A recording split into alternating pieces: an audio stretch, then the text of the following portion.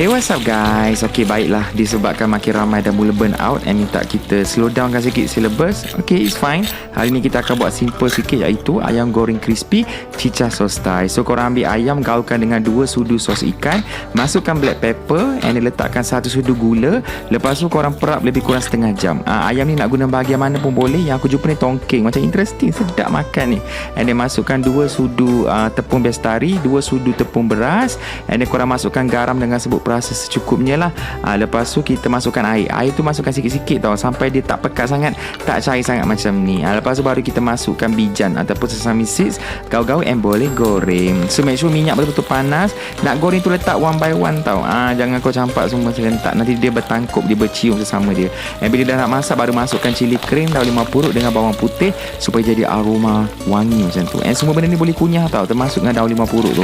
Lepas tu bolehlah hidang. Okay, happy dah. Tapi kelonggaran ni sekejap sajalah boleh diberi. Tak boleh lama sangat lah. Kita kena back on track on our schedule.